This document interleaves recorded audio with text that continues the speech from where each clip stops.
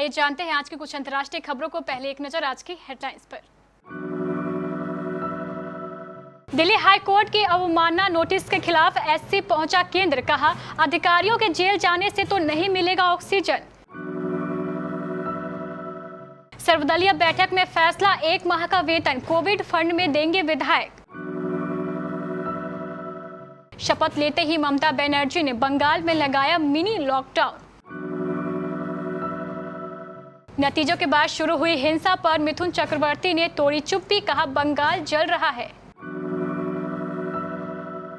डरा रही कोरोना की ये स्टडी, आने वाले हफ्तों में भारत में दोगुनी हो सकती है मौतें। ममता की शपथ के बीच गवर्नर जगदीप धनखड़ ने दी राष्ट्रपति शासन की चेतावनी। पीएमओ पर भरोसा करना बेकार, जंग की कमान नीतीश गडकरी को सौंपे क्योंकि वो खुद को साबित कर चुके। बेंजामिन नेतन्याहू का राजनीतिक भविष्य सवालों में, 12 सालों में पहली बार बैठ सकते हैं विपक्ष में। कंगना रनौत के ऑक्सीजन ट्वीट का करण पटेल ने उड़ाया मजाक, कहा मजेदार स्टैंड अप कॉमेडियन। और आईपीएल 2021 बायो बबल में कैसे घुसा कोरोना, अधिकारियों ने बताई संभावित कारण और की पॉजिटिव मामले बढ़ने की भविष्यवाणी। राजधानी दिल्ली में कोविड-19 संकट के बीच ऑक्सीजन की किल्लत को लेकर दिल्ली हाई कोर्ट की अवमानना की चेतावनी पर रोक के लिए सुप्रीम कोर्ट का रुख किया है। केंद्र की इस याचिका पर सुनवाई के दौरान शीर्ष अदालत ने सरकार से पूछा कि वह दिल्ली की ऑक्सीजन मांग को पूरा करने की क्या योजना बना रही है।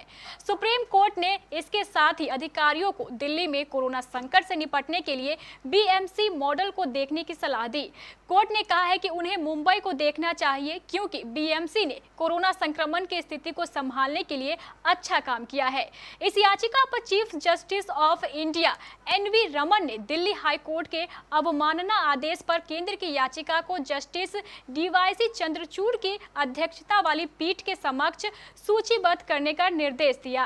केंद्र की ओर से सॉलिसिटर जनरल तुषार मेहता ने कहा है कि यह दुर्भाग्यपूर्ण है कि दिल्ली हाई कोर्ट ने नोटिस जारी किया है जब इसके अधिकारी ऑक्सीजन की कमी दूर करने को लेकर अपने सर्वश्रेष्ठ कोशिश कर रहे हैं। अधिकारियों को जेल में रखने से ऑक्सीजन की आपूर्ति सुनिश्चित नहीं होगी। मुख्यमंत्री जयराम ठाकुर ने सर्वदलीय बैठक की अध्यक्षता करते हुए राज्य में कोविड-19 की स्थिति और महामारी के प्रसार की जांच के लिए राज्य सरकार द्वारा उठाए जा रहे कदमों के बारे में अवगत कराया। सर्वदलीय बैठक में कांग्रेस की ओर से मुकेश अग्निहोत्री, आशा कुमारी और धनीराम शांडिल्य शामिल हुए। विपक्ष ने सीएम से कोविड रिपोर्ट के देरी से आने का मामला उठाया। सर्वदलीय बैठक में यह निर्णय लिया गया है कि सभी विधायकों का 1 माह का वेतन मुख्यमंत्री कोविड-19 फंड में दिया जाएगा। सीएम ने कहा है कि प्रदेश में वर्तमान में ऑक्सीजन उत्पादन क्षमता 53 मीट्रिक टन थी, जिसमें आईएनओएक्स 16 से 15 मीट्रिक टन राज्य कोटे भी शामिल है। प्रदेश सरकार ने केंद्र से राज्य का कोटा 30 मीट्रिक टन तक बढ़ाने का आग्रह किया है। पश्चिम बंगाल में तीसरी बार मुख्यमंत्री पद की शपथ लेने के तुरंत बाद ममता बनर्जी ने राज्य में लॉकडाउन जैसी पाबंदियों का ऐलान कर दिया है। कोरोना संक्रमण को रोकने के लिए राज्य में जहां लोकल ट्रेनों की आवाजाही भी रोकने का फैसला किया गया है, तो दुकानें भी कुछ घंटों के लिए ही खुली रहेंगी। कोरोना महामारी की दूसरी लहर के बीच बंगाल में होने वाली चुनावी रैलियों को लेकर राजनीतिक दलों और चुनाव आयोग को आलोचनाओं का सामना करना पड़ा है। ममता बनर्जी ने पाबंदियों का ऐलान करते हुए कहा, कोविड-19 के हालात को देखते हुए हमें कुछ कदम उठाने होंगे। मास्क पहनना अनिवार्य है तो राज्य सरकार के दफ्तरों में 50% कर्मचारी ही मौजूद रहेंगे। प्राइवेट सेक्टर को वर्क फ्रॉम होम कराने को कहा गया है, जबकि दफ्तर में 50% ही कर्मचारी रह सकते हैं। Shopping complex, gym, cinema hall, beauty parlour बंद रहेंगे। सामाजिक और राजनीतिक जुटान पर भी प्रतिबंध रहेगा। पश्चिम बंगाल विधानसभा चुनाव में सत्तारूढ़ तृणमूल कांग्रेस ने बड़ी जीत हासिल की और बहुमत का आंकड़ा पार कर लिया। नतीजों के बाद भारतीय जनता पार्टी के नेता और बॉलीवुड एक्टर मिथुन चक्रवर्ती ने पश्चिम बंगाल में चुनावी हिंसा को लेकर ट्वीट किया और कहा कि बंगाल जल रहा है, ये सब रोको। मिथुन चक्रवर्ती ने अपने पोस्ट में लिखा, चुनाव के बाद से बंगाल जल रहा है, कृपया इस हिंसा को रोके। मानव जीवन राजनीति की तुलना में अधिक महत्वपूर्ण है, कृपया उनके परिवारों के बारे में सोचें और इस हिंसा को रोकें। भारत में कोरोना से हालात लगातार बिगड़ते ही जा रहे हैं। पिछले कुछ दिनों में दिल्ली, महाराष्ट्र, पंजाब समेत कुछ राज्यों में कोरोना के मामले भले ही कुछ घटे हैं, लेकिन खतरा बरकरार है। कोरोना के बढ़ते मरीजों के बाद अब इस बात की आशंका जाहिर की गई है कि आने वाले समय में भारत में कोरोना से होने वाली मौतों की संख्या दुगनी तक हो सकती है। कुछ रिसर्च ने अपने स्टडी के आधार पर संदेह जाहिर किया है कि आने वाले दिनों में भारत में कोविड से होने वाली मौतों की संख्या बढ़ेगी या अभी के मुकाबले दोगुनी तक हो सकती है। बेंगलुरु के इंडियन इंस्टीट्यूट ऑफ साइंस की एक टीम ने कोरोना के मौजूदा आंकड़ों का अपने गणितीय मॉडल के जरिए विश्लेषण किया। इस टीम के मुताबिक अगर कोरोना की चाल यूं ही बरकरार रहती है तो 11 जून तक भारत में कोरोना से होने वाली मौतों की संख्या बढ़कर 4,04,000 तक हो जाएगी। टीएमसी की मुखिया ममता बनर्जी तीसरी बार पश्चिम बंगाल की मुख्यमंत्री बन गई है। उन्हें गवर्नर जगदीप धनखड़ ने पद एवं गोपनीयता की शपथ दिलाई। एक तरफ गवर्नर ने दीदी को तीसरी बार राज्य के सीएम के तौर पर शपथ दिलाई, तो उससे कुछ वक्त पहले ही गवर्नर जगदीप धनखड़ ने ट्वीट किया, ममता बनर्जी कोलकाता पुलिस और पश्चिम बंगाल पुलिस से मसले को उठाने के बाद भी राज्य में चुनाव के बाद जारी हिंसा थम नहीं रही है। इस तरह की हिंसा लोकतंत्र के लिए शर्मनाक है। राज्य में कानून और व्यवस्था के हालात इस तरह से बिगड़ने को नजरअंदाज नहीं किया जा सकता। राज्य में ऐसे हालात नहीं जारी रह सकते। गवर्नर जगदीप धनखड़ के इस ट्वीट को राज्य में उनकी ओर से राष्ट्रपति शासन लगाने की चेतावनी के तौर पर देखा जा रहा है। इससे पहले सोमवार को गवर्नर जगदीप धनखड़ ने राज्य के डीजीपी से बात की थी और चुनाव के बाद जारी हिंसा को लेकर चिंता जताई थी। कोरोना की दूसरी लहर को रोकने के लिए सुब्रमण्यम स्वामी ने प्रधानमंत्री नरेंद्र मोदी को सलाह दी है।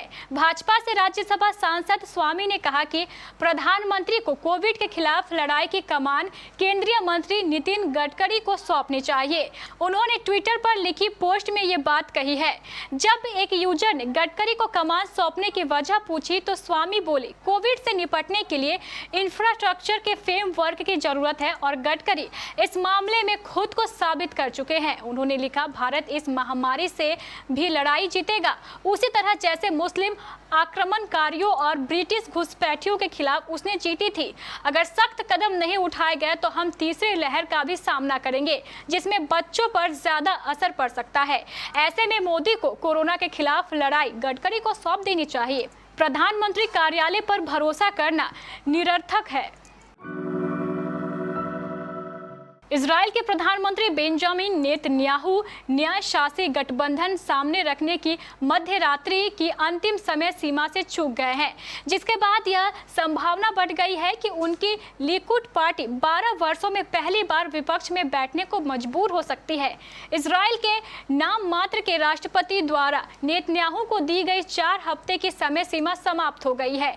यह मामला अब वापस राष्ट्रपति रेवेन रिवलिन के पाले में आ गया है, जिन्होंने मध्यरात्रि के तुरंत बाद घोषणा की है कि वह संसदीय सीटें हासिल करने वाली 13 पार्टियों से बुधवार को संपर्क कर सरकार गठन की प्रक्रिया को जारी रखने पर चर्चा करेंगे। रिवलिन आने वाले दिनों में नेतन्याहू के विरोधियों में से किसी एक को वैकल्पिक गठबंधन सरकार बनाने का मौका दे सकते हैं। कंगना रनौत सुर्खियों में है। बंगाल हिंसा पर ट्वीट के बाद उनका ट्विटर अकाउंट सस्पेंड कर दिया गया। सेलेब्स और सोशल मीडिया यूजर्स के इस पर तरह तरह के रिएक्शन आ रहे हैं। इस बीच टीवी एक्टर करण पटेल ने उनके एक ट्वीट का मजाक उड़ाया है। इस ट्वीट में कंगना ने कोरोना की सेकेंड वेव के बीच वातावरण से जबरदस्ती ऑक्सीजन लेने पर नाराजगी जताई थी।